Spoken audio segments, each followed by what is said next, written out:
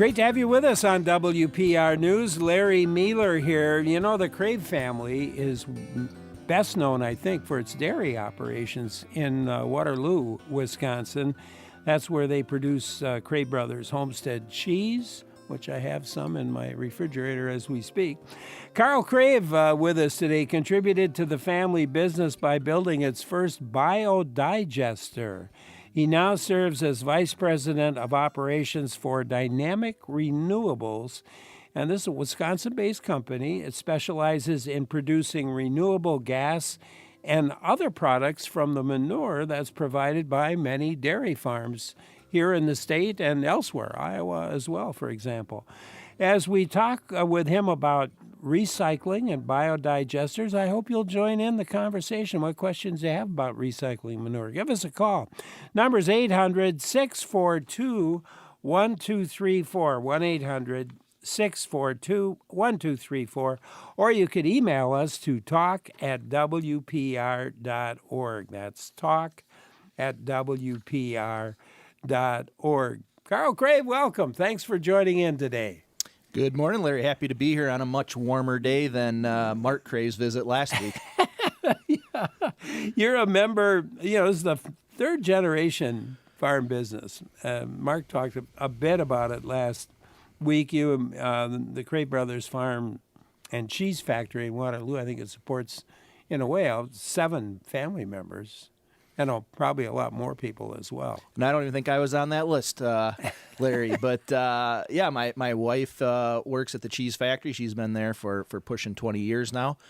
And, it is a growing business. And part of what they've been successful with, I think, is different family members have the ability to find what they enjoy. And if that happens to be at the farm or the cheese factory or in a related field, that's a positive thing.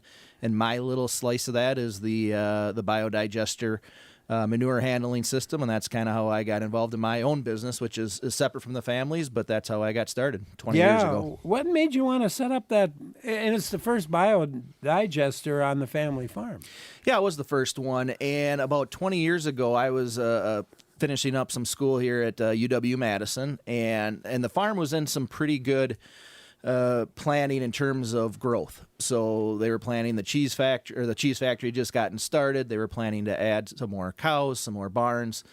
And part of that was kind of looking at their manure handling system. And my dad, Charlie, who's just recently retired, at that time was kind of taking a broader look at how they're going to expand the farm long term and be sustainable long term.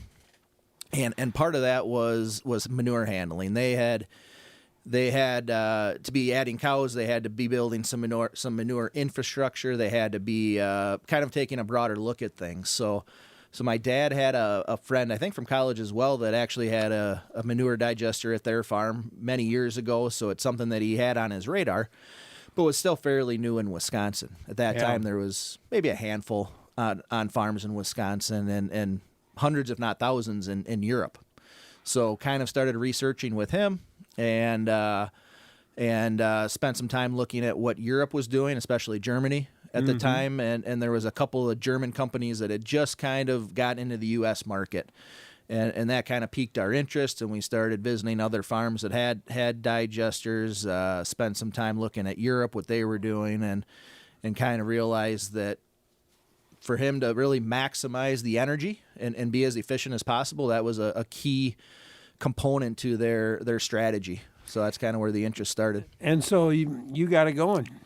Got it going. Kind of finished school, took a little leap of faith with some new equipment vendors from Europe, and away you went. Away we went, and I kind of learned the hard way. And I was the operator. I helped construct it, design it, construct it, and eventually operate it for a few years. And it was in hindsight, that was 20 years ago. It was a golden opportunity for me personally to learn hands-on, and I'm a mechanical guy, and I enjoyed the learning by failure. We did a lot of that. So this is an anaerobic digester, it's called, and people are wondering, well, how does it work? Sure. So quite often we refer to the entire facility as a digester, but the real key component essentially is a large tank. and it's sealed from outside air, so therefore it's anaerobic without oxygen. And when you pump organic matter, whether it's manure or food waste or anything organic, you can pump into that digester. We heat it to about 100 degrees, and there's natural bacteria in the manure that break down the food, the energy that's left in that manure, and that creates biogas. So that enclosed tank, the digester, creates biogas, which is mainly methane. So no different than the methane we pull out of the ground and run in our stoves and ovens at home and heat our water with. So we capture that methane gas, we clean that up, and then becomes our fuel source could be fuel to run an engine and create energy, or it could be used for transportation fuel in natural gas powered vehicles. John wants to know, does it reduce manure odor?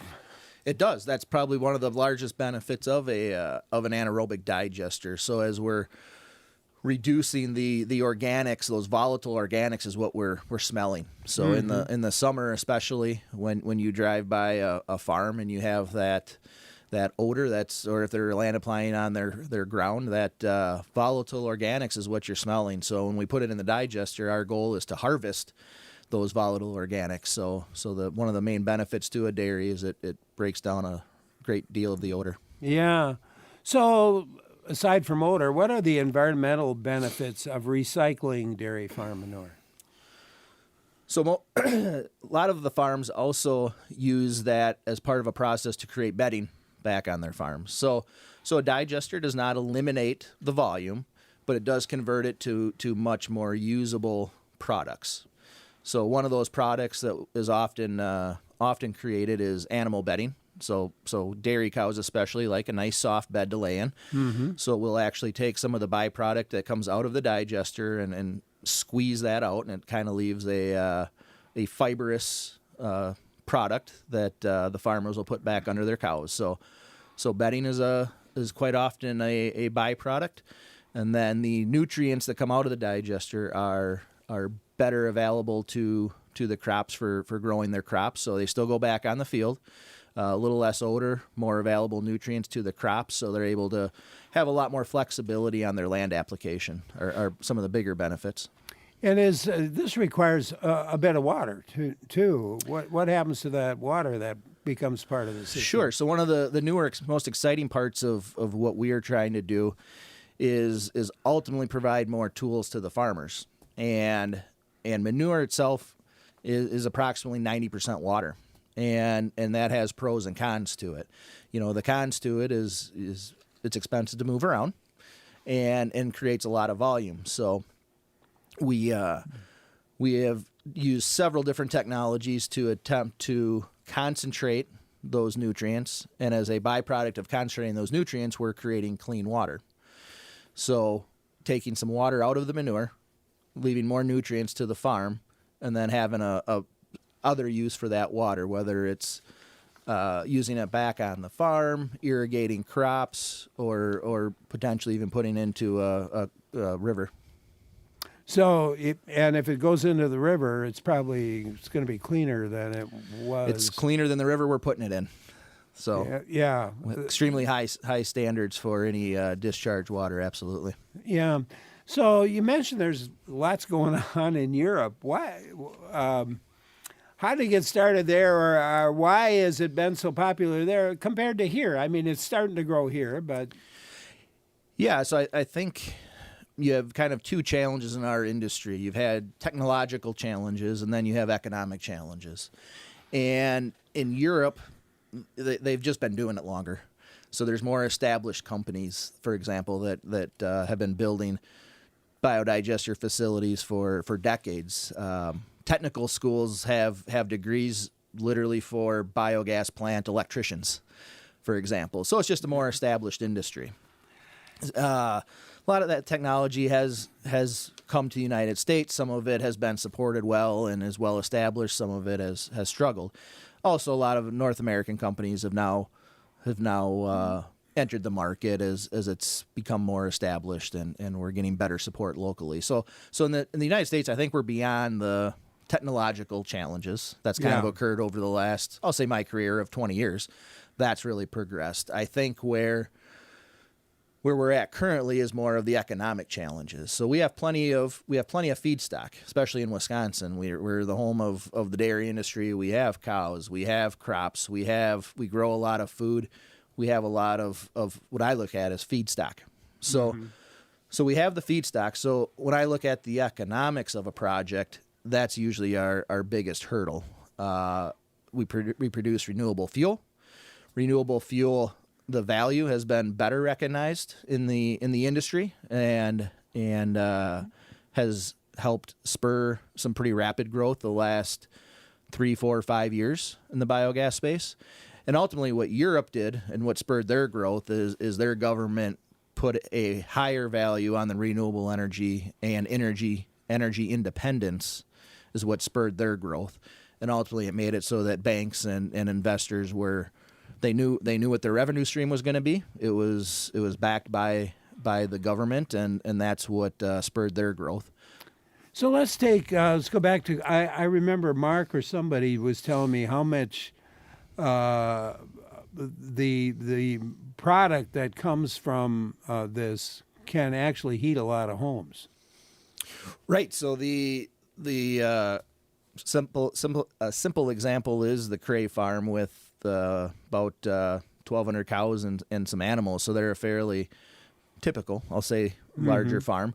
And they make enough electricity to power over 600 homes continuously.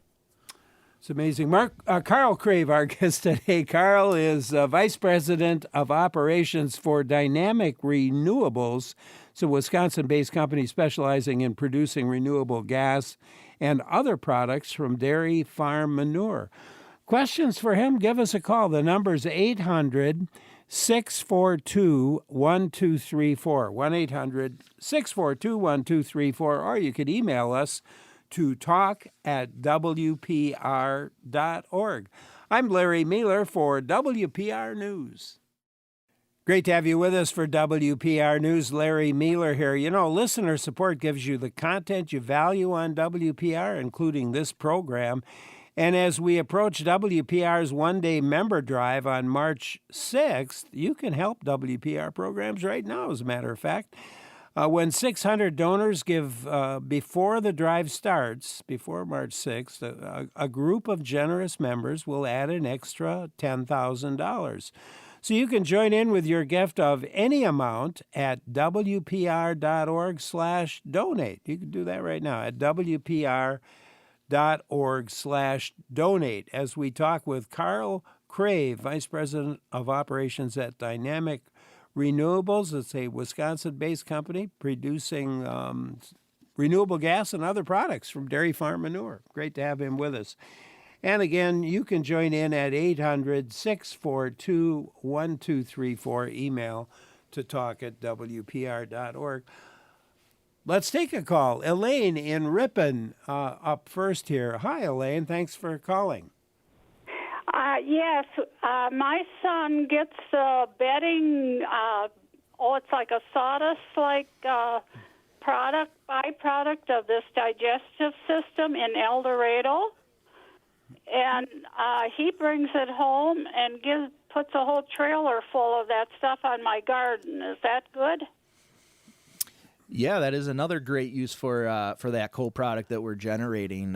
Cows love to lay on it, and that has a lot of nutrients to it as well. So one of the benefits when that manure has been through the anaerobic digester is it breaks down the organic nutrients in that, so they're much more plant available. So when you put it on your put it on your garden, you're able to really recognize the value of those nutrients. So and it is very porous, so it's good for your soil health, and you rototill that in. It's good for water retention, and it's a great soil amendment, especially if you're in the central part of the state where there's a lot of sandy soil. So that's another great product. Right now there's a pretty good value for utilizing that for bedding, but in the past we've worked with several horticultural companies as well to for that use exactly. So glad it's working well for you. Yeah. Thanks, Elaine. Appreciate the call. You got lucky there, Elaine. Thanks a lot for calling. Appreciate it. And again, you could join us 800-642-1234. Email to talk@wpr.org. Ethan emailed part of his master's thesis focused on using small diameter timber that was traditionally used as wood pulp for biomass gasification processes, similar to what what you're talking about today. Do you know if there's any efforts to introduce a biomass gasification into our electric grid, whether it's from manure or other sources? There's a biomass gasification dual fire power plant in Finland that has introduced this technology. Yeah, the gasification is really an interesting technology that I'd say is kind of on the fringe of kind of what I do, and I've always been interested in it. It's a great additional step that you could utilize to harvest the energy that's in those nutrients or in that manure, and so gasification ultimately can create biogas as well.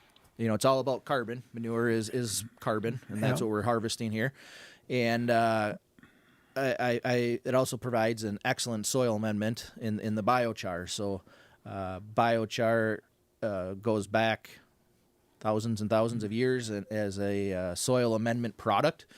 And very interested to kind of see how that technology develops. I think there's been a few USDA pilot projects on poultry manure and some dairy manure solids that have been done here in the U.S., but definitely in a kind of an interesting new technology that hopefully continue to put some money into figuring it out. Yeah, absolutely. And you mentioned poultry manure. And obviously, these kinds of operations could work for swine or poultry or other operations, other livestock. Yeah, any livestock or actually organic waste, food waste. Also, if it's organic in nature, it can be digested and create biogas. So whether it's grass clippings or poultry manure, hog manure, we've built projects on all those types of products. So as long as it's organic in nature, it will eventually make gas. How many? Let's talk about dynamic renewables for a minute. How many biodigester projects has dynamic renewables helped develop? Well, we've developed over our lifetime a couple of dozen projects that we've been involved with, developed, at some point operated. Currently, we've got 6 that we're operating around the Midwest, and our biggest one being BC Organics up in Greenleaf, Wisconsin. That's the project which we actually combined manure from about 13 farms to one centralized site. So that's a very unique project. Yeah, it is indeed. And Greenleaf, that's what, about 20 miles, I'm thinking, south of Green Bay, somewhere in just that? south, kind of between Green Bay and Appleton there, just south of De Pere. Yeah. Well, you've got 13 farms. There's a lot of gallons of manure that's coming into that. There are. So when on our projects, economies of scale are very important. It's just a rather expensive technology. And the more cows and the more waste, the more cost effective it is. So that was a unique opportunity where there's a lot of cows and farms in a small geographic area. And we were able to locate near them as well as near a natural gas pipeline, which is also important to us as we're trying to get that end fuel to the pipeline. And that was a good location. And it is a lot of 13 farms, and some of those they're all family-owned farms, multi-generational, all very well-run farms, and they range from 500, 600, 700 cow, what would be considered a small farm, all the way up to 7,000, which would be considered a very large farm, and everything in between. Yeah. I was thinking, the methane, that's one of the issues with that has been raised by environmentalists or conservationists and so forth, capturing methane. And I would expect that a fair amount of methane gets captured in this whole process. Manure itself would have methane. Yeah, exactly. And that's the goal is to capture as much of that methane as possible. So normally on a dairy farm, I mentioned that odor that you might smell in the summer. So in a farmer's manure lagoon, as they're storing that manure for land application, especially during the summer, that manure would heat up and it would create the biogas. And biogas, part of that is the kind of rotten egg smell that you would smell as you're driving by a farm, and that part of that is biogas. So what normally is happening in a lagoon, we're doing that in the anaerobic digester. So we're putting it in that controlled environment and maximizing the amount of biogas we're producing. So our goal is to produce the biogas and capture every bit of it, because that's our main salable product is the gas. Yeah, let's talk some more about that. You have a client, one of your main clients for biogas is in California, or has been at least. Correct. So one of the things that has spurred the economics of these types of projects is the value for the renewable natural gas, what we call RNG. And RNG, renewable natural gas, is used primarily as a source of vehicle fuel. So a lot of large companies, everything that's made in the United States gets shipped before it gets to you or I to consume. It gets put on a truck and sometimes moved multiple times. So when companies are looking at their overall carbon footprint, the transportation is a huge part of it. So our fuel that we're producing, that natural gas, is often used in natural gas vehicles that are moving products around. Or in the case of the state of California, they have mandates where other vehicles, such as city buses, utilize that renewable natural gas as well. So a lot of our end customers are actually in the state of California that have the value for that fuel. Kent in Reedstown emailed to ask, does it pay to haul manure, say, from Iowa to a digester? At our BC Organics project, we pipe manure from 2 farms, and then we haul from 11 others. And most of them are within 15 or 20 minutes of the facility. Some of them are literally right down the road, so they're very close. So the economics of hauling are often pretty tough. You need to be relatively close, and that takes some infrastructure on the farms as well for collecting and getting that manure onto a truck daily. So we haul manure 365 days a year into our facility. When it's snowing and freezing outside, we're still transporting. So it generally that's kind of about the limit is for us is within a half an hour or less. And I was thinking about the Greenleaf near Green Bay, that project there, where it's sited. So I'm not mistaken, it was sited, so it gets pretty close to a gas line, is it not? It is. It's right near a large transmission line. So one of the challenges of rural United States is we don't have the best natural gas infrastructure, if any. A lot of us are still on LP or don't have any natural gas at all. So fortunate there to be able to be near a large pipeline, because we are producing a relatively large volume of RNG, renewable natural gas, at that facility. So it does require a larger pipe than just a little distribution pipe even. Yeah. Mike in Colgate, we'll give you a chance to join in. Hi, Mike. Hi, guys. This is Mike. I've had a question for a long time. It has to do with my septic system. So I'm in a little bit rural area, and I know there's a lot of, I don't know what the percentage of people that are not on that are on a rural septic system, and I've often wondered, actually, maybe I have 2 questions for you. One is, is there any interest in doing what you're doing? And I've often thought about using my hot water heater as kind of a battery, that I could run that methane off and kind of use it, and be self-contained on my property. But then listening to you guys this morning, my septic hauler comes once a year, and he has to take that septic to an approved place, and I assume it's typically a farm that they put out on a field.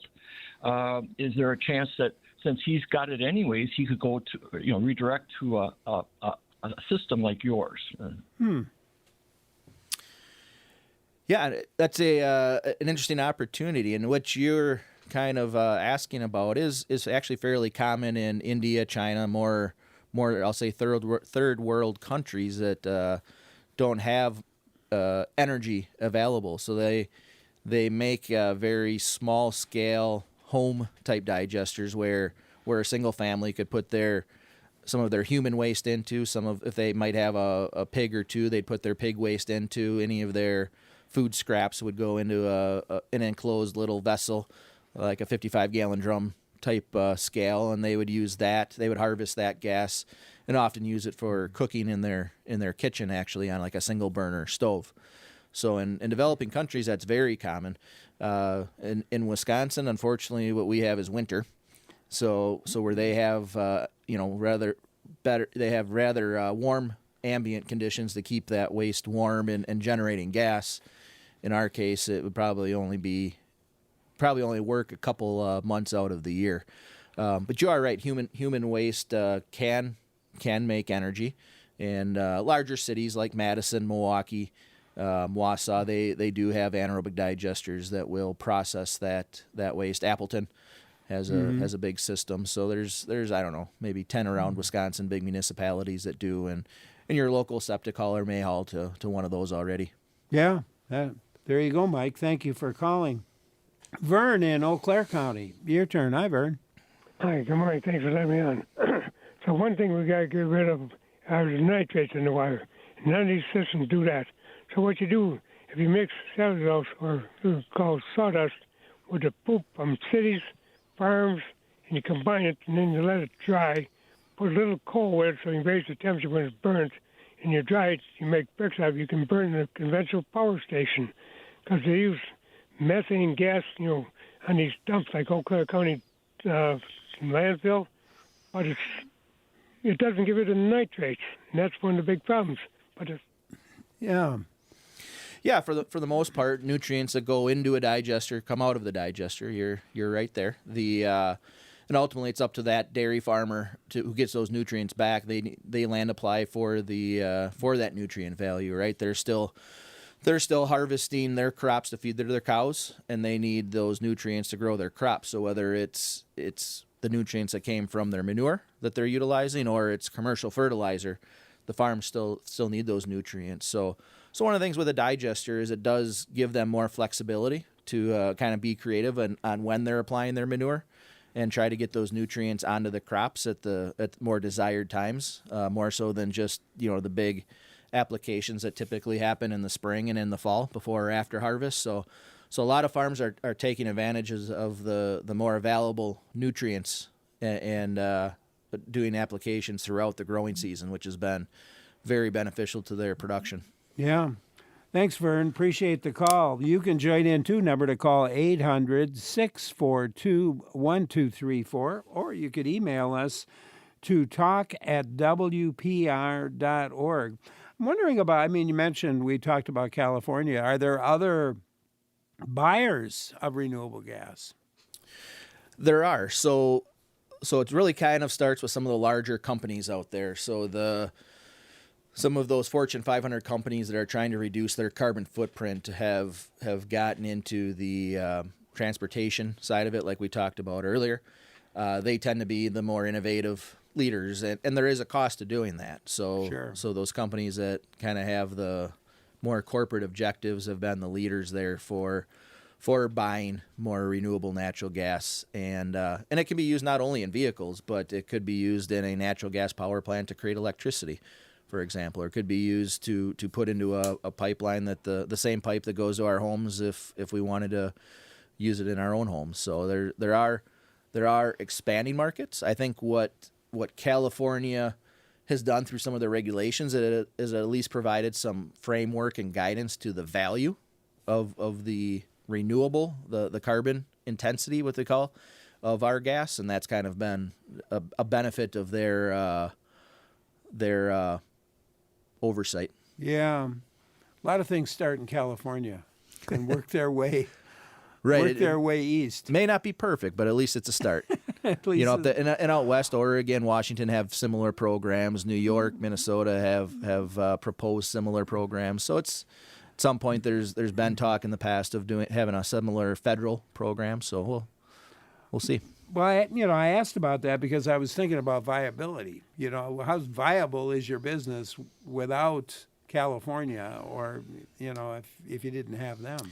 Yeah, and that voluntary market is important, and it is growing. So it's been that's a lot of what our efforts are spent on, are understanding those buyers, and some of those are actually international buyers even that are looking at different ways to fuel their businesses or fuel their transportation. So yeah, it's certainly an evolving market.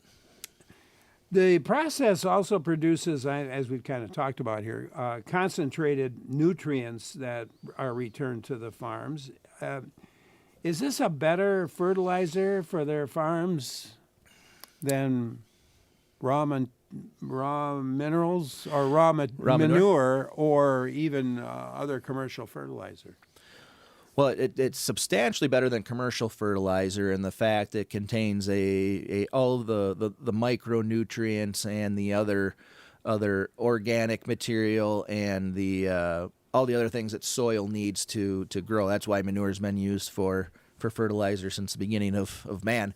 The downside, as I mentioned, of that product is it contains a lot of water, and water is expensive to move around. So some of the technologies that we've utilized are focused on reducing that volume and separating out those nutrients, and that's really an evolving industry in itself. There's a handful of companies that have been doing it now for 5 or 10 years, and they continue to get better at it all the time. But it is from the farmer's perspective, that is more of their priority or goal of some of our systems is to utilize that nutrient concentration. So when you put those nutrients on a truck, every time you put wheels under something, it gets expensive, right?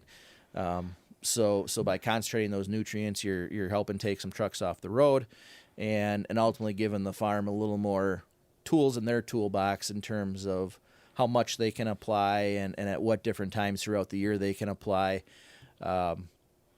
They're able to apply on growing crops without burning them with the nutrients or with the ammonia. So those are all benefits to a farm that give them more flexibility and hopefully higher yields along with it.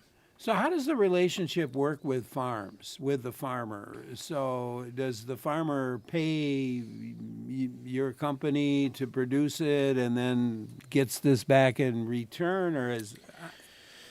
Yeah, and so we are a developer and operator of these systems. So we often bring the equity to build the facility on a farm, or in the case of BC Organics, between the farms. And these facilities that we're talking about, these are very modern technology. They're built similar to like how a waste treatment facility would be built in your municipality. So these investments are tens of millions of dollars on these farms. So they're built to last 20 years. They're operated by our operators who are trained specifically on the technology, how to operate it, how to do it safely. So when we make those investments, our saleable product is the renewable natural gas. And at the end of the day, there's usually some sort of profit share benefit that goes back to the farm. So we get their manure, we process it to capture the gas, they'll get those nutrients back, and then sometimes it's a financial profit share at the end of the day, or every system's a little different. But at the end of the day, there is a little piece in it for the farm, and hopefully they're getting some of those other benefits like we talked about with odor reduction and better nutrient handling and things like that. Paul in Cross Plains has a question. Let's go there. Hi, Paul. Hi, how are you today, Larry? Good. Appreciate the call. What's on your mind? Appreciate you answering my call. Previously, not too long ago, there was a program, and it might well have been one of your programs, I think, that talked about this sort of issue. And one of the things they brought up was that in processing manure like this, whether it's animal or human or a combination of, there was a significant concentration of heavy metals, so that they found heavy metal contamination in the field that had received the solids from the waste processing. And I'm wondering whether you have figured that into the calculation. Paul, thanks for calling. Well, Carl, what about it? Sure, Paul. So some metals, there's I mentioned those micronutrients in the what we call digestate, what comes out of the digester, and ultimately becomes land applied. There's some metals and micronutrients in that, and some metals are beneficial to the soil to a certain extent, and like anything, too much of anything is bad, right? And ultimately, what goes into a digester comes out of the digester. So those nutrients, those metals, what goes in comes out. So it wouldn't necessarily concentrate it or change it. And when a farmer applies their manure and those nutrients to their land, they have what's called a nutrient management plan. So they send their exact product that they're putting on the land to a lab for analysis, and they would look at nutrients and micronutrients and metals as well. And ultimately, their agronomist looks at those results compared to what they're going to be growing on a field, what crops they're going to be growing over the next 3 seasons, how much their anticipated harvest would be, and their agronomist would recommend the rate for that application. So that's all taken into account, whether it's the nutrients or metals. That's all looked at by the farm's agronomist. Paul, thank you very much for calling. Appreciate your call. So there's not a way to take those heavy metals if you wanted to take a heavy metal out of that process. I would assume there is a way. With enough chemistry, you can usually take out just about anything, but not something usually when you're applying on thousands and thousands of acres. That's enough concentration to be a concern. That tends to be more of a concern on human waste, where we have a lot more stuff that goes down our toilets. Yeah, absolutely. Carl Crave, our guest today, Vice President of Operations for Dynamic Renewables. You can join in too. The number to call, 800-642-1234, or you could email us. The email address, talk@wpr.org. I'm Larry Mealer for WPR News. Great to have you along today on WPR News. Larry Mealer here. We're taking a look at biodigesters with our guest Carl Crave, as a Vice President of Operations for Dynamic Renewables. It's a Wisconsin-based company. It specializes in producing renewable gas and other products as well from dairy farm manure. Questions, give a call at 800-642-1234. You could email us to talk@wpr.org. Let's take a call from Judy in Madison. Judy, hello. Thank you for calling. Hello, Larry. I'm calling because I think we have too many cows in Wisconsin, and they are ruining our state. Wherever you go, it smells. And I also go to the beach up in Door County, and I happen to go, it's been maybe a year and a half, down to the beach near Bailey's Harbor, and I recognized that smell right away of manure, and the water was brown. I called the DNR, and they checked on the sewage systems in Bailey's Harbor, and also with a agent there who went down to the Bailey's Harbor beach, and they all said no, there was no problem there. But I don't think the water from Lake Michigan had gotten around that far. And I know in Kewanee they have a lot of big farms. Who needs thousands and thousands of cows? Well, Carl, what do you got to say? Well, I think an anaerobic digester has actually been a really great tool for farmers who are wanting to be a better neighbor and reduce some of that odor ultimately that comes off when they're land applying or from their lagoons. So I know I've worked with several farms that have built a digester, even though economically it was not wise, simply to reduce odor. It was their number one driver. And all of our farmers, they live in the same area and community that their farms are, so they want to be good neighbors. So a digester is a good tool for that, as well as giving them other opportunities for land application of those nutrients. So we look at it as a tool and a benefit to the farms, and that's one of the reasons that they come to us is for some of those technological solutions to their problem. Judy, thanks for calling. I was thinking about Dan Egan's book, The Devil's Element. I interviewed him probably a year or two ago, and he talked about phosphorus in the water and in the systems and stuff, and he actually mentioned that Brown County area, because that's a big, heavy. It is one of the most concentrated areas of dairy cows in the United States, and that's one of the reasons we were there. So one of the exciting parts to me is there's a lot of technologies and equipment that's becoming more feasible every day, and right now it does require economies of scale to make that equipment viable. And I use that project as an example. There is 0% chance that our technology would normally be built on a 500 cow dairy farm like we work with up there. But by combining those farms so that I have 30,000 cows, now I can try some of those new technologies, and I can get those nutrients where they're needed, because ultimately the nutrients are going to be put on those fields. There is still a net demand for nutrients, even with that large concentration for cows. It's really about getting those nutrients where they're needed, cost effectively. And is there any opportunities in that area for even an additional digester? There are, yes. There's still other little pods of farms up in that part of the country where we're looking to do some additional systems. Most farms that have digesters on them typically have 3,000 or 4,000 cows or more. A lot of those have had digesters put on them over the last few years. So now it's a matter of putting 2 or 3 farms together. And up in that area, that is kind of the hot area. So we look at that as a great opportunity.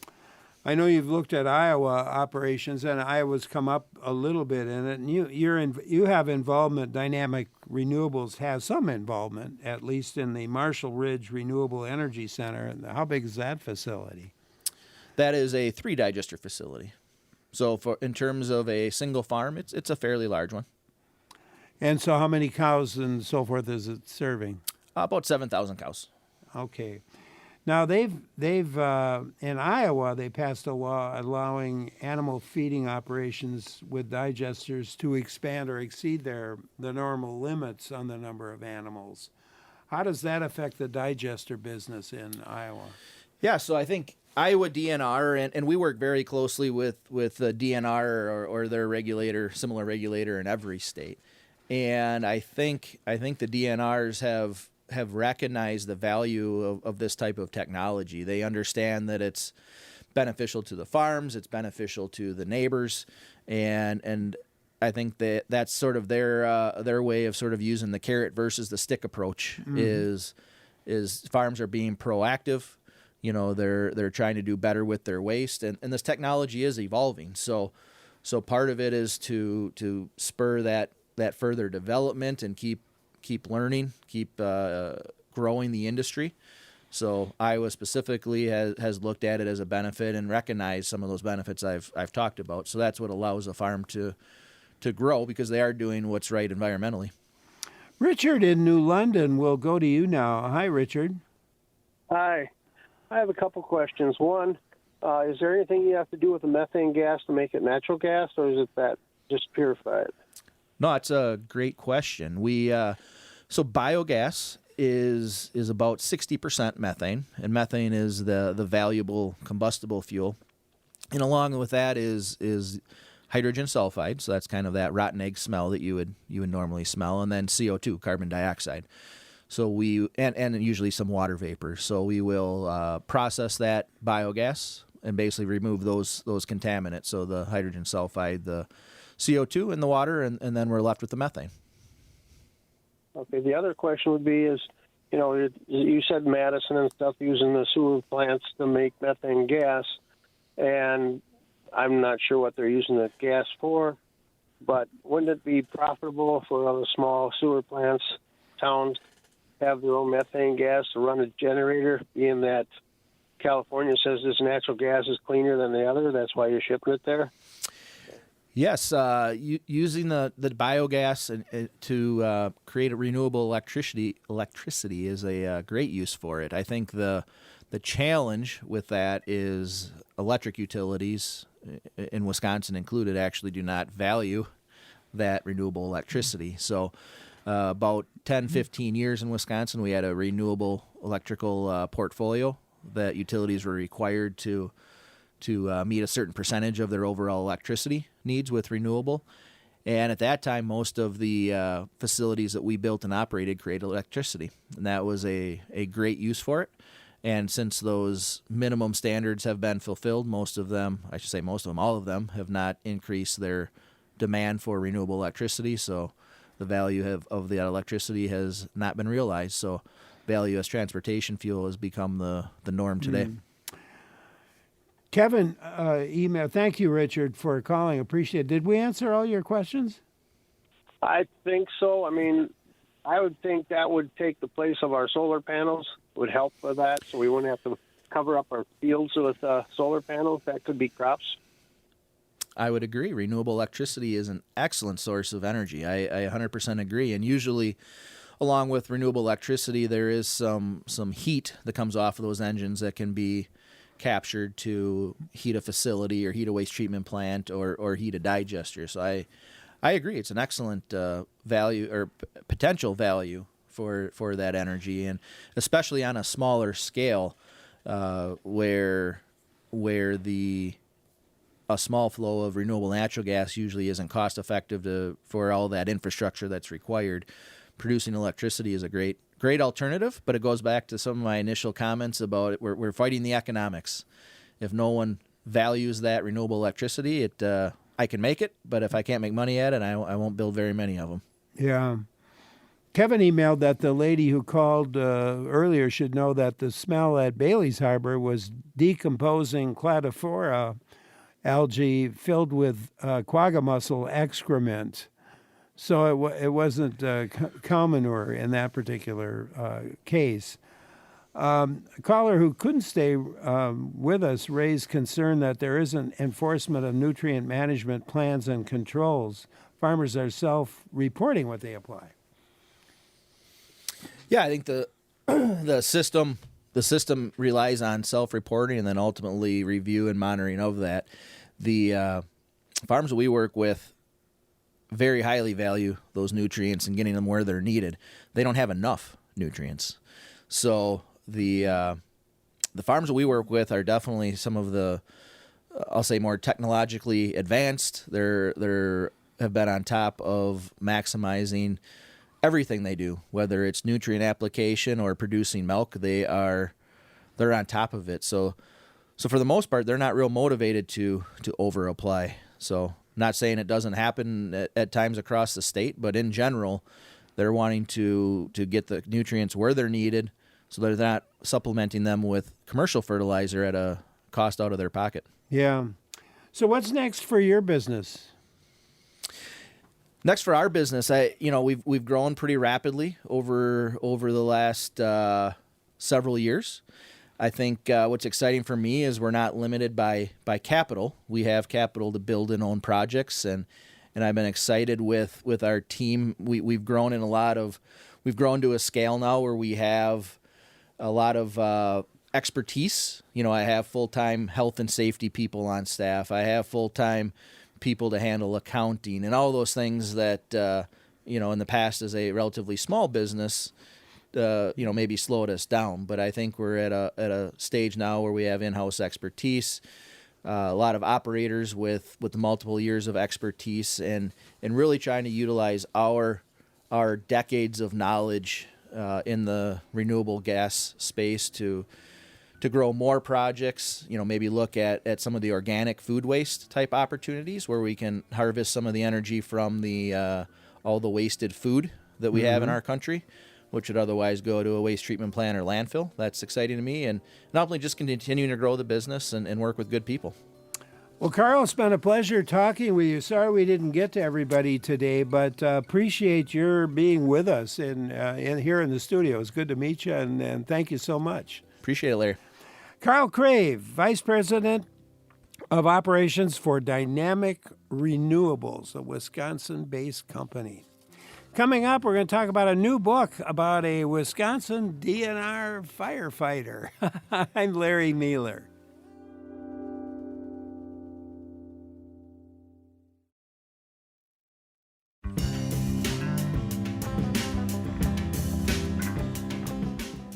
Great to have you with us here on WPR News. Larry Mealer here. Well, we're turning our attention to a book that's just been out. Came out in 2024 in October. 2024 in October. And it's written by a Wisconsin guy, and it's written about Wisconsin in a lot of ways. It's titled When the Smoke Clears. Story and the subtitle, Stories and Reflections of a Wisconsin Forest Ranger. I finished reading it last weekend, and I really enjoyed it. And I'm pretty sure you will enjoy it too, and enjoy hearing what Blair Anderson has to say about it. He's the author of the book. Blair spent many of his 30 years as a state forest ranger in the Spring Green area. And his book is really reflections on his 30 years of work as a forest ranger, and again, a lot of it in the Spring Green area. And I hope you'll join in as we move along today. I learned quite a bit about the fire situation in Wisconsin. I learned some great stories. He's got some great stories in the book about his own experiences, and some things that I think you're going to find interesting, too. You can join that conversation. Maybe you have a question about our Wisconsin fires. How are they different from those out in California, for example? He can tell you that. Or maybe you've got questions about fires that have occurred here. Give a call. The number's 800-642-1234, 1-800-642-1234, or send an email to talk@wpr.org. That's talk@wpr.org. And Blair Anderson, thanks a lot for joining us today. Well, thank you, Larry. I appreciate the opportunity to be here with you and talk about this a little bit. Oh, man, it was really fun for me to read. You had a decades-long career as a forest ranger with the DNR. I bet it was funny, interesting to me that your working life started in the corporate world. It did. I grew up in Chicago and ended up working for a Fortune 500 company for about 4 years. And being a child of the 60s, I was idealistic, just like everybody else, and decided I wanted to mix business with resources. So I came to Madison and got a forestry degree here. And then 1980, the job market was not so good, so I took a test and got an interview for the state forestry job, and they offered me a job, and I thought, well, it's something to do until a real job comes along. 31 years later, I'm ready to write a book. Yeah, so you suggest in your book that many people have kind of romantic or unrealistic ideas about what a forest ranger does. I think that's true. Yeah. Yeah, I think sometimes people get this image of a tower, out in the middle of no place on top of a mountain, 40 miles from the nearest civilization, and a lone person that goes out and saves the world for Smokey and has little else going on, just a life totally committed to nothing else but the resource out there, and that's a good romantic notion, but it's not very realistic. I remember, I think when my first year on the job, I had to go to northern Wisconsin to cover another thing, and I saw one of the fire towers. Yes. You know what, I'm going to climb up that tower and interview the guy that's in that tower. And I took about 5 steps up that tower, and I realized, no. Yeah. I climbed right back down. I Yep. didn't go all the way up there. Yeah.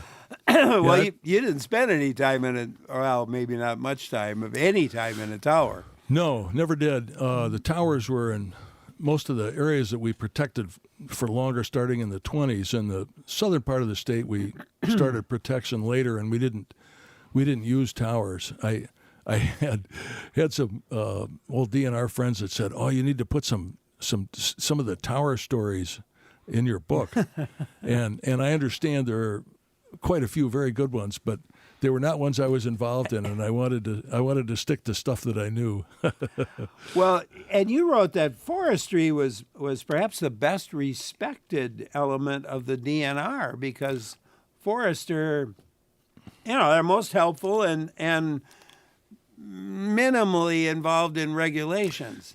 Yeah, usually when we get involved in fire, sometimes there's some legal entanglements, but the forestry side of it, which was also a very big part of my job in Spring Green, involves helping people write plans for their forests. It's a very long-term thing, probably the longest term activity that people plan in their lives, because you're looking out 100 years or so in a forest, and we help them with that. We helped them with tree planting. We had some cost-sharing programs that we could offer to help them do the stuff that they wanted and needed to do anyway. So we kind of came alongside and were helpful that way, and I think we were appreciated a little bit because of that. Yeah. Well, I can't tell you how many times, many times over the years, I told people from one area of the state or another, when they had a question relating to this, you ought to see your DNR, could give us your DNR forester a call. Yeah. They'll come out. Yep. Yes, they will. They'll come out and they'll see what's going on. And there was a good connection between not just our forestry people, but like if you had a property and you had a stream going through it, we could get a fisheries person involved. Most of the county forestry people were connected with, federal resources like, the SCS and so forth. So they were able to bring other, whatever other resources were needed to bear on a given situation. So it was really a pretty helpful thing, and not regulatory for the most part. One of the things that surprised me a lot was the number of fires. We're talking about your area, that Spring Green area, that the number of fires at certain times of the year. I mean, you mentioned once that mentioned it in passing that you'd already was 12 or 14 fires for that day. Yep. Yeah. And you were on to another one. Yeah. And I'm thinking 12 to 14. I never read about this. Yeah. Well, a lot of them are pretty small. Yeah. Our Easter weekend was always that was usually in early April, and down here in the southern part of the state, that was when we were really starting to seriously dry out. If we weren't getting rains, that was the time, and so we, when that time of year came, I'd just say goodbye at home and say I'll see you when I see you, because as long as the sun was shining, we were working. Yeah.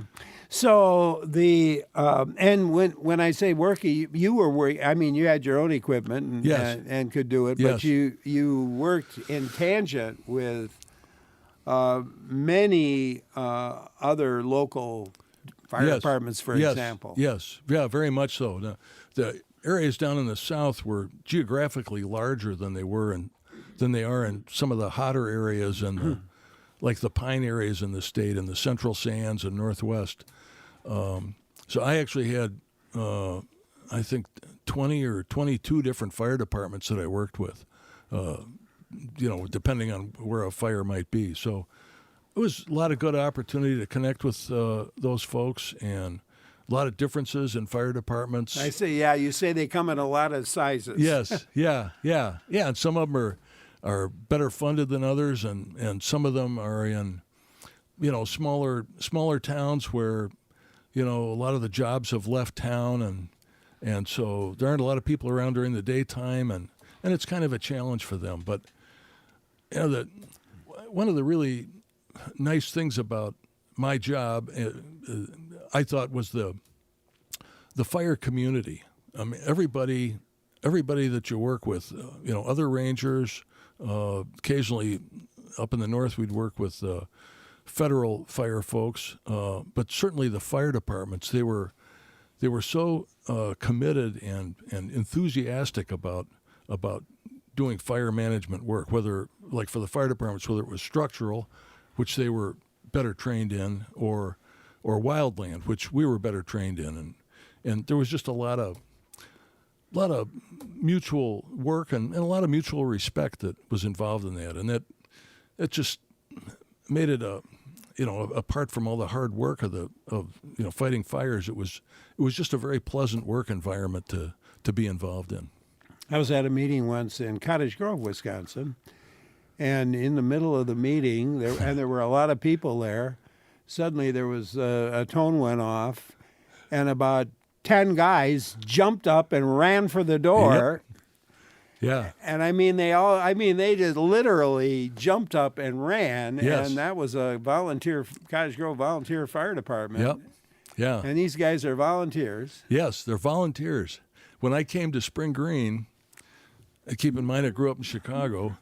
When I came to Spring Green, it was my first introduction to this whole concept of a volunteer fire department, and I was just flabbergasted at the amount of time and energy and commitment that people in the community were willing to commit to be prepared for fire situations, for the EMS people to be prepared for trained and ready for those kinds of situations, and all on a volunteer basis, just as kind of a reflection of how neighbors take care of neighbors in a bigger sense. And it was so different from anything I'd seen before, and it was really attractive to me, and I very much enjoyed kind of getting involved in the community. Yeah, and you write a really nice, you have so many great stories, but I thought you wrote a very insightful discussion about community and what a community like that, how it operates. Yes. Yeah. It's fascinating, and it intrigued me, and I really took note of a lot of different things about it, and I tried to include some of those in the book. I've got a friend that grew up on a farm and went to the ag school here, and it's only in the last few years it occurred to me to ask him what he majored in. He's running a mission effort in Guatemala now, but I asked him, what did you major in when you went to ag school? And he said, rural sociology. Yeah. And I'd never thought of that as a discipline. But boy, having spent the time I spent in Spring Green, I can sure see it. I sure understand it. It's different. Well, I had a lot of courses in rural sociology as an undergraduate. Well, good. Yeah, it's fascinating.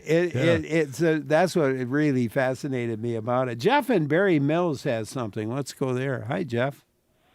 Yeah, I couldn't resist this call. Last week was Patterson Park, and now this week it's the fire tower. When I was on that work detail for the youth conservation camp back in about 1968, a ranger came into camp this morning looking for a volunteer. Found out I volunteered for what he was doing. I got to go paint a ranger tower that day, leaning out the windows with a brush on extension, painting it silver while he was on the roof painting it gold. Oh my! Yeah. Oh man! That's. I'm glad you were able to do that, because I couldn't. By the time I got to the 10th step on the ladder going up the tower, I would have been freaking out from the height. So thank you very much for what you did. Jeff, thanks a lot for calling. Oh, man. You can join in, too. Number to call, 800-642-1234. Or you can email us to talk@wpr.org. Talking with Blair Anderson. He authored the book, When the Smoke Clears, Stories and Reflections of a Wisconsin Forest Ranger. I'm Larry Mealer for WPR News. Great to have you along today on WPR News. Larry Mealer here, talking today with Blair Anderson. He's written a dandy book. It's titled When the Smoke Clears, Stories and Reflections of a Wisconsin forest ranger, and you'll learn a lot about forest rangers and about fires here in the state, and a lot about what goes into being a forest ranger. And Blair certainly has lots of experiences to share in his book. So join in, give a call. The number's 800-642-1234. Email to talk@wpr.org. Matthew emailed to ask, what was the most common cause of fires you responded to? Like debris burning, railroads? Yeah. Well, that's an easy one. Almost all the fires that we have in Wisconsin are caused one way or another by people, which is not necessarily the same as it is elsewhere. But most often, it was a result of people deliberately burning something. A burning barrel or a brush pile or a bunch of seed bags or whatever, and it gets away. That was probably the cause of, at least debris burning was the cause of at least half of the fires that we had. And you talk about structure, and you've already mentioned this: structure fires, wildland fires. These and they're fought in the different ways, are they not? Yeah, they're very different. Most simplistically, with a structure fire, you have a high fuel load in a fixed place, and you kind of come to it and set up around it and put it out. With a wildland fire, you have much lighter fuels, and they're scattered, and so the fire is moving. And so there's unlike a structural fire, there's a premium placed on being mobile. And so we have vehicles like our small fire vehicles or 4x4s. They can get around in rougher country than a big tanker or a pumper from a fire department. And we have crawler tractors that we use to put in plow lines around fires that can work through woods. Yeah, and when if you got a wildland fire, you don't necessarily have you can't drive right up to it. No. And sometimes you don't want to. If they're that hot, there are safety concerns that you have to keep in mind constantly, and they're always changing because the fire's changing, the fire's moving. Maybe it's getting into some new fuels, and there are other considerations. Maybe there's a house ahead of it, and you have to make a specific plan related to protecting the house or trying to steer the fire around the house so that you don't have problem with that kind of exposure. There's all kinds of things going on. It's very stimulating. I was remembering. Well, I was thinking about myself. I had an experience when I was a young guy. I was helping one of the local farmers, and he was burning some marsh. Yep. And he started a backfire, and so there were the two fires, and I was going to run across between the two because my buddy was over on the other side, and I started, and then I thought, I don't know. It was going kind of slow, but then suddenly it just took off, and I'd have been halfway across. Yep. You were wise to restrain yourself. Oh my goodness. Yeah. Things can change very quickly. Winds can come up. Winds can shift. There was always a time of day, late morning, early afternoon, when you could just see, like if we were doing a prescribed burn, it would be creeping along, and you could just sense how the relative humidity was dropping, and the way the fire burned just took on a whole different nature. It just got more ferocious, and you realized, we got to get this thing wrapped up here because the weather's changing, and the afternoon breezes are starting to kick in, and we don't want this to get too exciting. Yeah. You told one, well, I don't know, it wasn't humorous. It was in a way, but it wasn't. You were with a TV reporter had wanted to come out. Yes, yeah. They're always more humorous in retrospect than they are at the time. Yeah, this was a gal that was with one of the TV stations in town here, and we were doing a prescribed burn, and she was really quite interested in it, and things just got going a little bit faster, and I was trying to walk her out to a place where we would be safe, where we would be out of the range of the fire, and I couldn't get her to move, and we had. Well, she had heels on. She was kind of dressed up. Oh, she was dressed to the nines. Yeah, she looked great, but not the kind of thing that you necessarily want to wear out to a burn. Yeah. And so, yeah, that was. I won't go any further. You got to read about it. It was interesting, though. Needless to say, she wound up in some water, and yes, she did. And the report that she filed included only video of the fire. It did not include her. She was a mess by the end of the fire. Oh man, Mike in Oregon, your turn. Hi, Mike. Hey, fellas. Hey, Larry. Yeah, I've got a firefighter story for you. We were up north at our cottage, and the whole backside is national forest. And I had a little antique boat I was putting into the shoreline, and there some of you guys were there with their SUVs and whatever with the lights blaring. And they said, hey, could you give us a hand? And I said, sure, what do you need? He says, well, could you use your boat to go to the other side of the lake where it's national forest and pick up one of our guys? I said, sure, so I went over there, and this poor guy was on foot with all of his fire gear on, that thick jacket and the pants and everything. It was about 90 degrees out. And when he came on his way back, he ended up in the middle of the lake and needed a way back instead of going around the whole thing. And he must have brought 10,000 mosquitoes with him. You could barely breathe with all the mosquitoes everywhere. And I just felt so sorry for that guy running on foot to try and get to this fire because there's no way for the ATVs to get there. Yep. Yeah, access can be an issue, and in some of the northern areas we have in Wisconsin and the UP, that can get you into low areas that are just, like you say, you can hardly help but breathe the mosquitoes.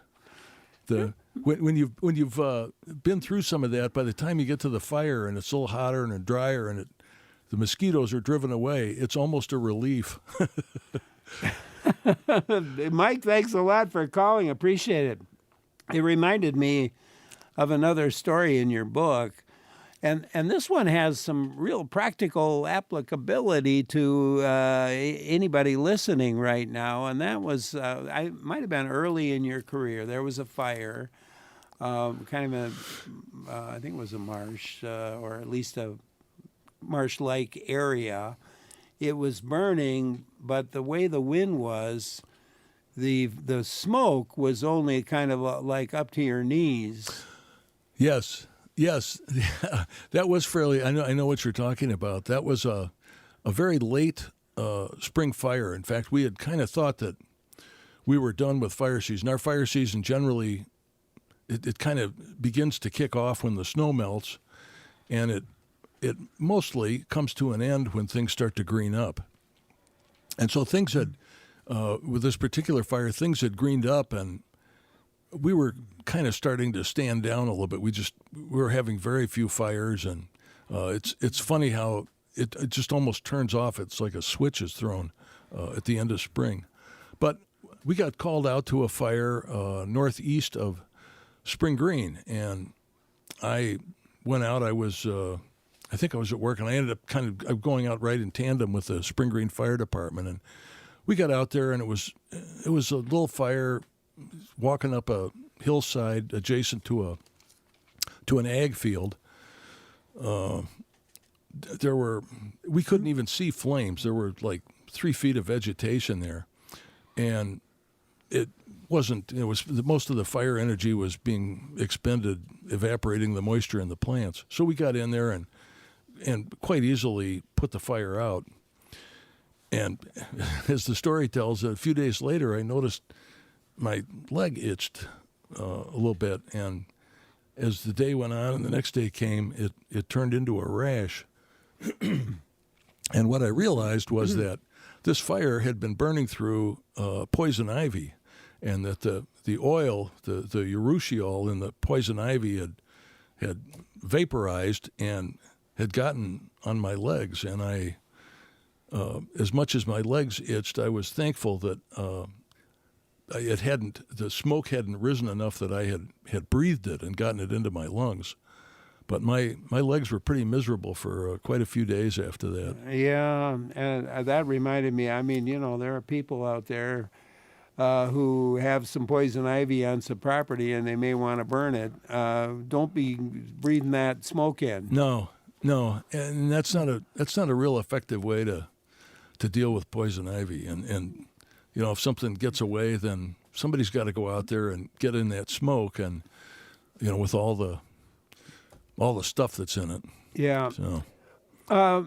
You investigated the cause of a lot of fires. Yes. What did you look for? I thought that was a whole interesting part to look at that you did, to look at how determine the cause of the fire. Yeah. Well, the first thing you have to do is figure out where the fire started.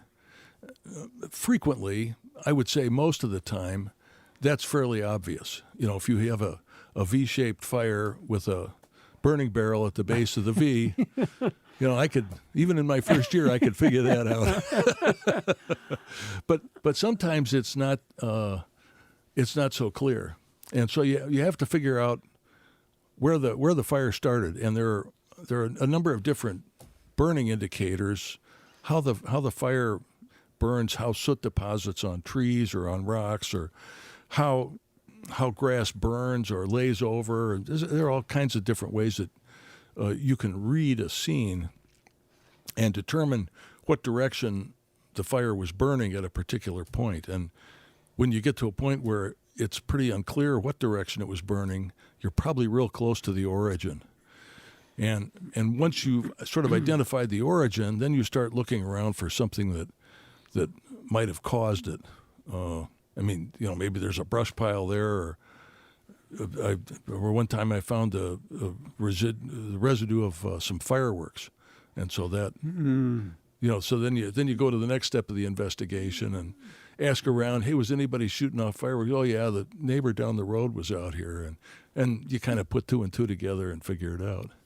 And what happens? You have many stories. Sometimes that can involve fines, or sometimes you kind of use your judgment. Yes, yeah. One of the things an old sage law enforcement officer told me early on was the objective of law enforcement is compliance. We're not trying to punish people. We're trying to get people to do the right thing. And so, if we had a situation where somebody burned something that they shouldn't have, or burned it at the wrong time, or did something foolish, if I became convinced that they really didn't know what they were doing, then usually I just tried to give them a little 15-cent education and a warning, and called it good at that.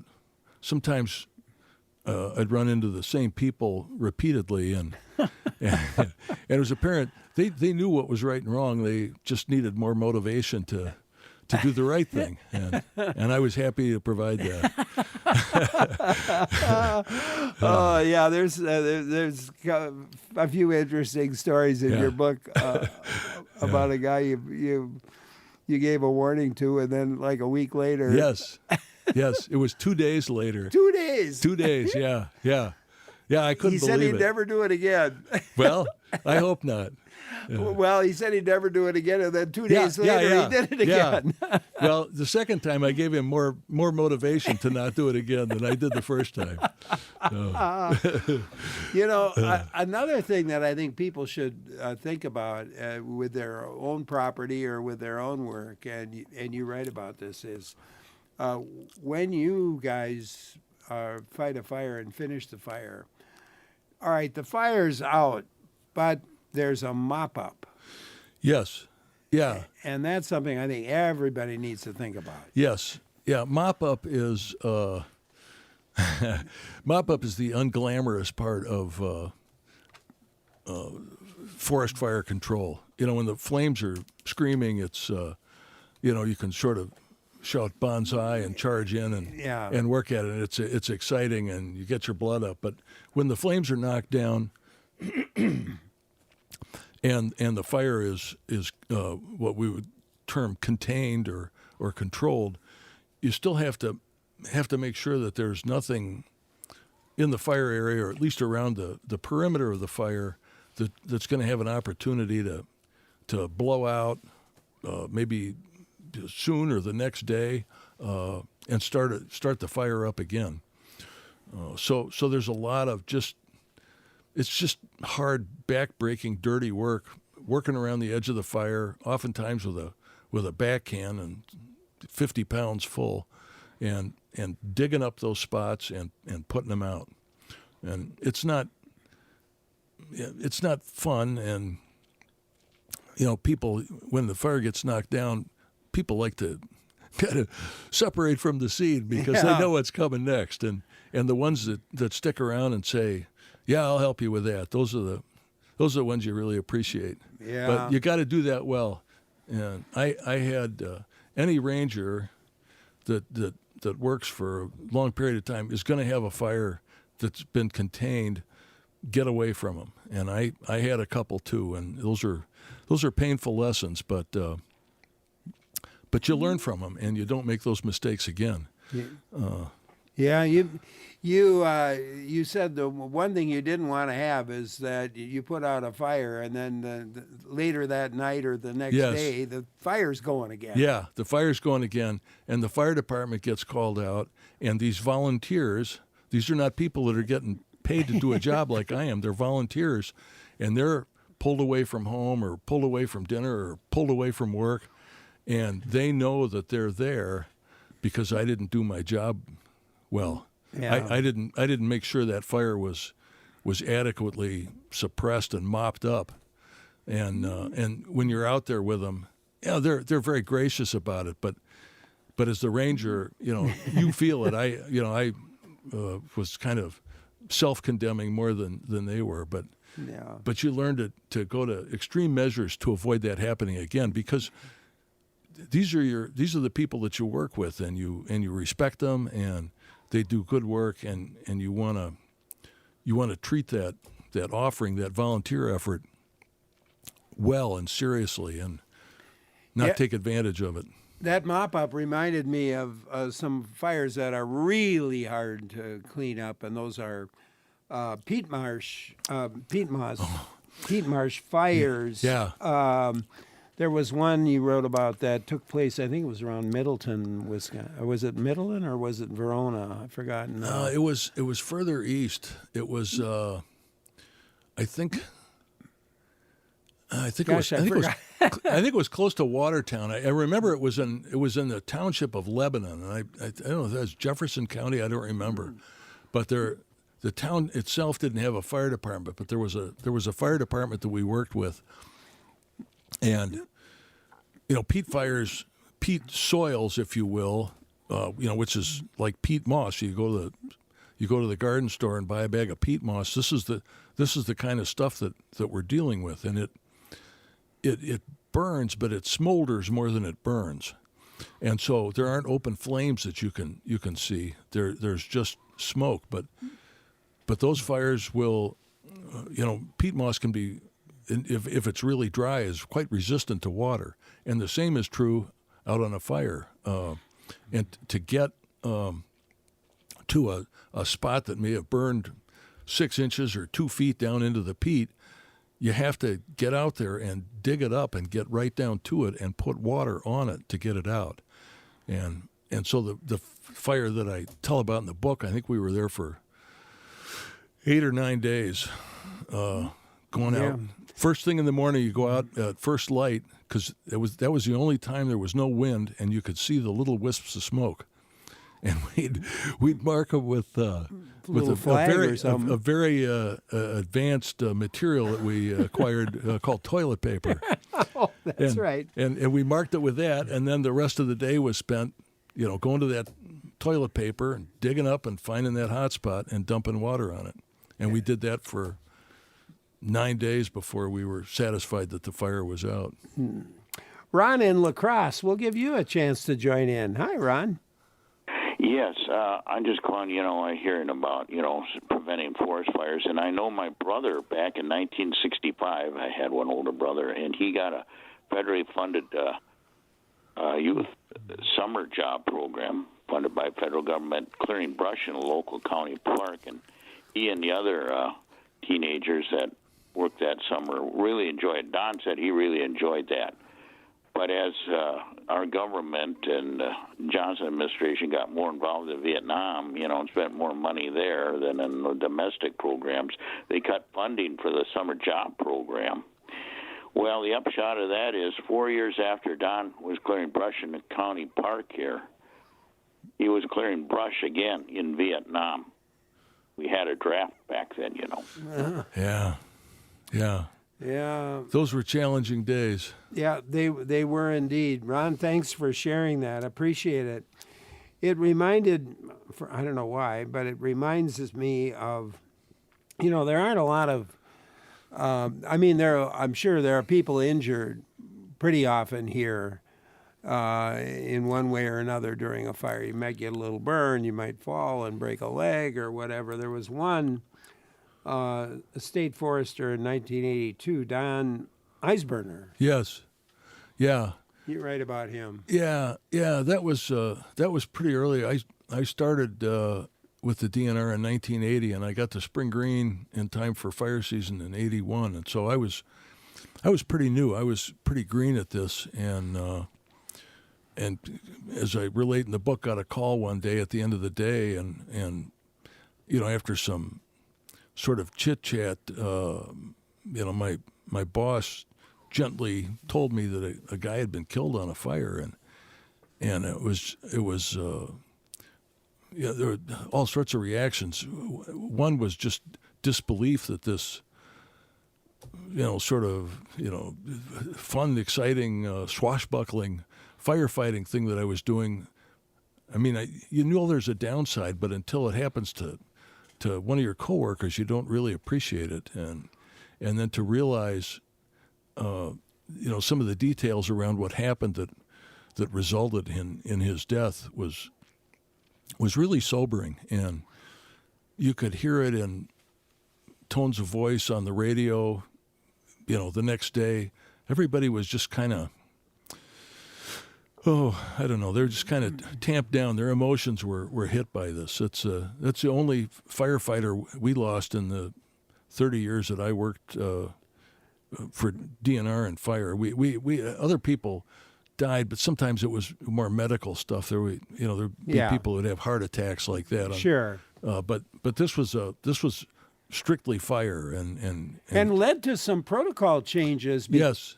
Because of it. Yeah. He was operating a piece of equipment that was different from the one he usually used, and the controls worked backwards. And so when the fire came and he went on instinct, he moved the controls the wrong way and stalled out the unit and got burned over.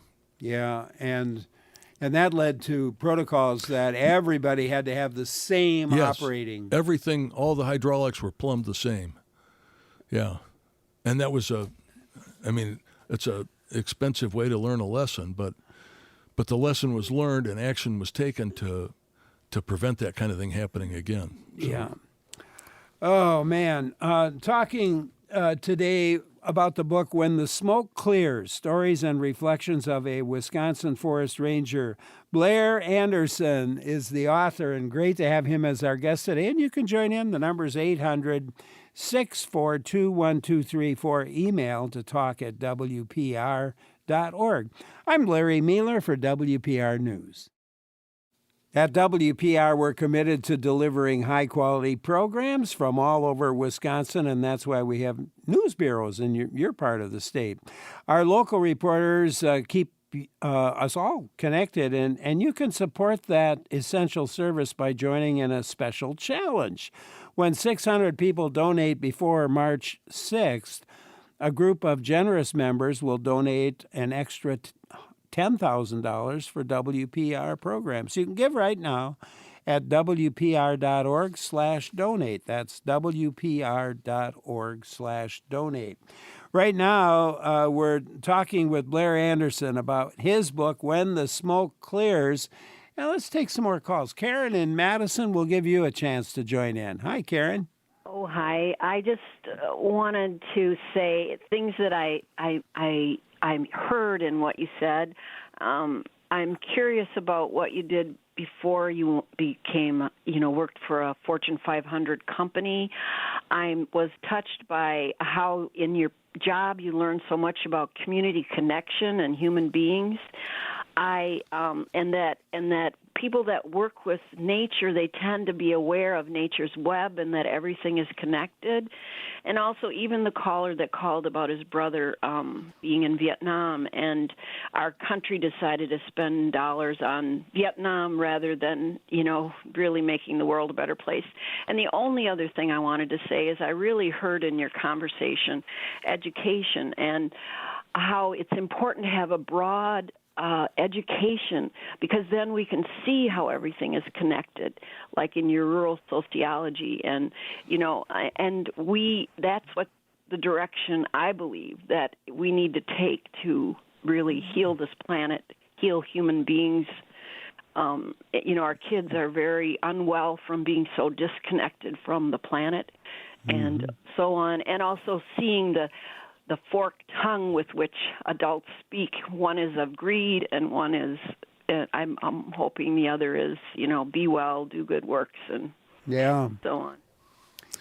Well, yeah, we're an interesting species, aren't we? A lot of different things. I would wholeheartedly agree with your comments about education. Young people, I think, sometimes get in their minds that there's a certain thing that they want to do, and maybe that's a genuine calling, and that they should pursue that. But as you observe, Karen, education broadens one's perspective and helps you appreciate not only the things that you see, but maybe even things that you weren't aware were there, like my epiphany about rural community when I came to Spring Green. There's a lot there, and it's good counsel for young folks, I think, to keep open minds and open eyes and look into all sorts of different things, because you never know what's gonna stimulate you and move you to doing something interesting. I worked in downtown Chicago for a Fortune 500 company for 4 years, and I enjoyed it, but I didn't know what I didn't know, and I was fortunate enough to follow this circuitous path that led to Spring Green and get exposed to all this stuff that was so stimulating to me and was made for such a satisfying work career. So you talk about, I really did like that, and you would really enjoy, ma'am, that whole section in Blair's book about what goes into a community. You talked about integrity was one of the things, and you say born not of regulation or competition, but of relationships and reputation. Yes. Yeah. We make rules, and you're supposed to follow the rules, and if you don't, a bad thing can happen to you. And maybe that's a good way to learn, but the thing that so struck me in Spring Green, and we talked a little bit here today about the whole volunteer thing, but the idea that people in small towns you see the same people at the store, at the grocery store, at the hardware store, at school, in church, and there's a more tacit understanding of the interrelationship between people. And when people see that and understand that, it's a better motivator for them to so-called do the right thing, because that becomes a function of all those interrelationships that you're involved in all aspects of your life with the same group of people in a small community like that. Yeah, absolutely. It's a beautiful thing. It is. Maya in Lone Rock, we'll go to you now. Hi, thank you for calling. Well, thank you for having me. It's nice to hear Blair's voice. I commented that my husband read his book, and I am next in line to read it. I got to hear a bunch of the stories because my husband was excited about it when he was reading it. And I'm also going to comment the fact that what Blair was talking about being in a small town, Blair also was very instrumental in working in our local food pantry here, and his work has been a legacy for the rest of us that are still volunteering in that food pantry. Oh, thank you for calling, Blair. Yeah, thank you for your kind words. I appreciate that. I certainly spent a lot of time working with the folks from Lone Rock. You know, you're in that river bottom area where we have a lot of potential excitement with the pines and the pine lands there, and so it was a close community, part of our school district in River Valley and Spring Green, and so a lot of good connections there. I'm glad your husband enjoyed the stories, and I hope you enjoy them too when you get your turn at the book. Yeah. Thanks for your thoughts. Yeah, thanks so much, Maya. And you eventually became an EMT for the community. You were elected to the school board. Well, yeah, and that was part of a sort of a growing recognition. You know, we need to do things for each other, and I helped in the community, I suppose, through my professional work with the DNR, but that was a little different. That was my job, and I thought, well, you know, other people are doing this and that, and so I identified a couple of things to get involved in that I thought were ways that my background could help, and that was very encouraging to be able to do that and to kind of see how you help people. Yeah. Carl in Barneveld, we'll go to you. Hi, Carl. Hi, thanks for taking my call. And I just wanted to say another legacy that Blair left. He helped me with, I've got 40 acres of land here that was 40 acres basically of thistles, and we've transformed it into a forest. I remember Blair coming out and telling me about his history when he was inspecting the little seedlings and how, as an accountant, everything was black and white, and with forestry, it's not the same. Yeah.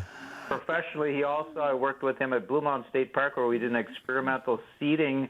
Instead of planting trees with a tree planter, we broadcast acorns over an old field, and that is now a forest, too. So he's leaving a legacy of trees behind, too. Well, good.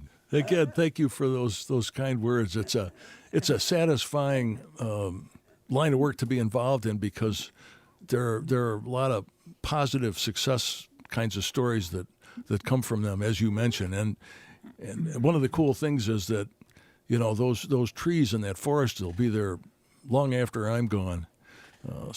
Yeah. Thank you, Carl. Yeah, that was great. And Lanny in Ashland. Hi, Lanny. Hello. How are you guys? Good. Yeah. We're good. Good. I just want to comment. I come from a big city too. I live in Ashland, Wisconsin, which is way up north. I'm on Lake Superior Bay, actually, and I got a nice apartment here. But I'd like to just thank that gentleman there, the DNR guy, because I remember when I was growing up, we didn't really like the DNR because we got in a little trouble. But when you get older, you kind of respect that. We talked about this kind of at the outset of the show. A lot of folks of the DNR are involved in regulation, and if you run afoul of that, and that's one of your first exposures to the DNR, you can take a not the most positive perspective on it. Well, your book is so filled. We haven't even touched on all the stories in the book, and I hope a lot of people get a chance to read it, Blair. It's been a real pleasure talking with you. Thank you so much, and thanks for writing the book. Well, thank you, Larry. I appreciate all the good news and good information that you share with the good people of Wisconsin here. Yeah, Blair Anderson authored When the Smoke Clears, Stories and Reflections of a Wisconsin Forest Ranger. You'll learn a lot, and you'll have some good laughs, too, along the way when you read his book. It was a real pleasure for me to talk with him and to read the book. And a pleasure with our team as well. We got a good team for you. Lee Rayburn, Jeff Robbins, our technical directors, Clara Kniper, Joel Patnott, our producers, Jill Nadeau, our executive producer. I'm Larry Mealer. Thank you for listening. Stay with us. Lots more in store on WPR News.